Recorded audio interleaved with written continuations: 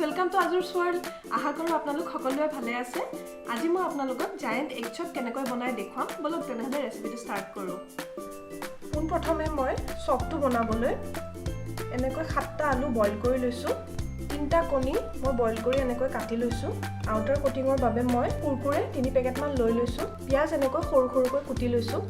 বেসন লৈছো আধা কাপ আৰু ইয়াত আছে আপোনাৰ হালধি, গোটা জিৰা, ৰেড চিলি পাউডাৰ, কোৰিয়েণ্ডাৰ পাউডাৰ মানে ধনিয়া গুড়ি, জালুক, নিমখ আৰু কেঁচা জলকীয়া। ফ্ৰাই কৰিবৰ বাবে মই তেল এনেকৈ আধা কাপ লৈ লৈছো আৰু চাটনিৰ বাবে এটা বিলাহী মই এনেকৈ সৰু সৰুকৈ কুটি লৈছো।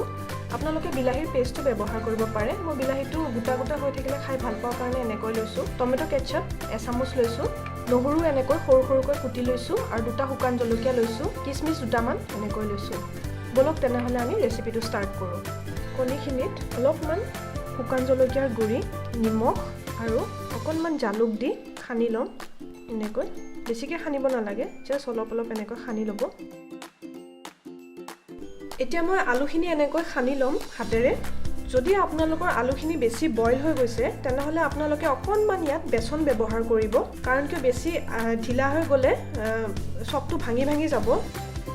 এচামুচমান এনেকৈ বেসন লৈ এনেকৈ খানি ল'ব। আলুখিনি মই ভালকৈ খানি ল'লোঁ আৰু ইয়াত অলপমান পিঁয়াজ দি দিম। আপোনালোকে গোটেইখিনি পিঁয়াজ ইয়াতে ব্যৱহাৰ নকৰিব, অলপমান পিঁয়াজ থৈ দিব লাষ্টত গাৰ্নিচিঙৰ কাৰণে। মই পিঁয়াজখিনি এনেকৈ লৈ ল'লোঁ। জলকীয়াখিনি লৈ লৈছোঁ। মই অকণমান শুকান জলকীয়া গুড়ি লৈ লৈছোঁ, অকণমান নিমখ, অকণমান হালধি পাউডাৰ, জালুকখিনি লৈ লৈছোঁ। জালুকৰ গোন্ধটো চপত খুবেই ভাল লাগে। অকণমান ধনিয়া গুড়ি আৰু অকণমান জিৰা দি দিব ইয়াতে। আপোনালোকে জিৰা গুড়িও ব্যৱহাৰ কৰিব পাৰে। এইখিনি এতিয়া ভালকৈ খানি ল'ব। এতিয়া মই ট্ৰেখনত আলু অকণমান এনেকৈ লৈ ল'ম। আলুখিনি মই এনেকৈ লৈ ল'ম আৰু কণীকেইটা এনেকৈ স্প্ৰেড কৰি দিম। এতিয়া বাকী ৰৈ যোৱা আলুখিনিও মই এনেকৈ দি ল'ম। চপৰ নিচিনাকৈ শ্বেপ এটা দি দিম। হৈ গ'ল ৰেডি আমাৰ চপটো।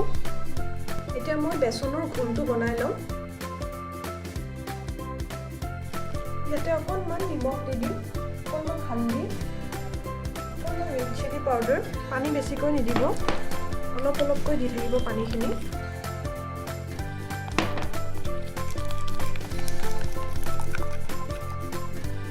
এতিয়া মই এইখিনি সাইড কৰি ৰাখি দিম। মই কুৰকুৰেখিনি এনেকৈ মিক্সিত গ্ৰাইণ্ড কৰি লৈছোঁ। আপোনালোকে কুৰকুৰে সলনি ব্ৰেড ক্ৰাম্পছ বা বিস্কুটো ব্যৱহাৰ কৰিব পাৰে। এতিয়া মই আলুখিনিত অকণমানকৈ এনেকৈ বেসন দি যাম।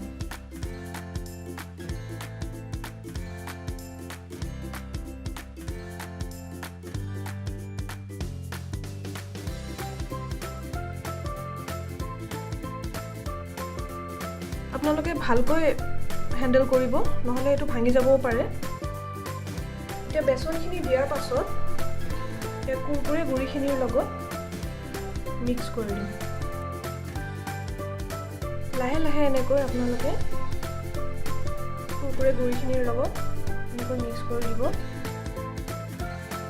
এতিয়া মই চপটো আধা ঘণ্টামানৰ কাৰণে ফ্ৰিজত ৰাখি থৈ দিম টান হ'বলৈ। তেতিয়ালৈ আমি চাটনিখিনি বনাই লওঁ।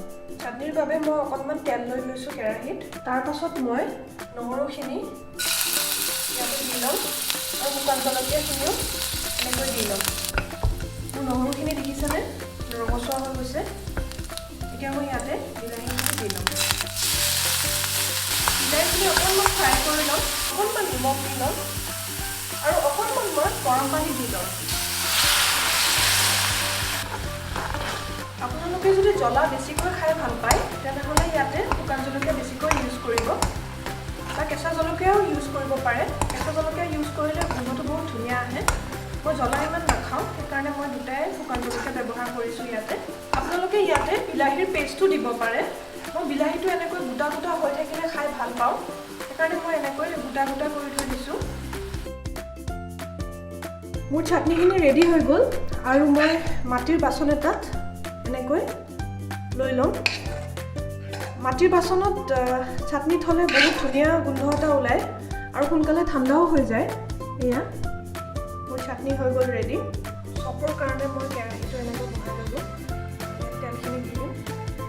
ইয়াতে তেল কম হৈছিলে সেইকাৰণে মই আৰু একাপ তেল দি ল'লোঁ তেলখিনি গৰম হ'বলৈ দিছোঁ এতিয়া লাহেকৈ চপটো একদম নুচুব এতিয়া চপটো নহ'লে ভাঙি যাব সৰু চপটোতো সদায় বনায়ে থাকোঁ সেইকাৰণে ভাবিলোঁ আজি বেলেগকৈ আৰু ডাঙৰকৈ বনাওঁ একদম লাহে লাহে হিলাব নহ'লে ভাঙি যোৱাৰ চান্স আছে মই এতিয়া চপটো লাহেকৈ উল্টাই ল'ম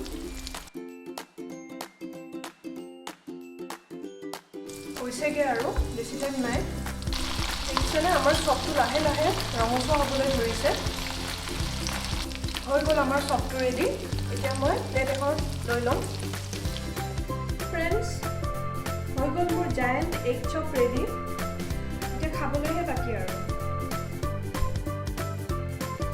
হে ফ্ৰেণ্ডছ যদি আপোনালোকৰ ৰেচিপিটো চাই ভাল লাগিলে তেনেহ'লে প্লিজ কমেণ্ট ছেকশ্যনত মেনশ্যন কৰি দিব আৰু লগতে চেনেলটো ছাবস্ক্ৰাইব কৰি দিব যাতে আগলৈও এনেকুৱা ভিডিঅ' আপোনালোকৰ ওচৰলৈ মই লৈ আহিব পাৰোঁ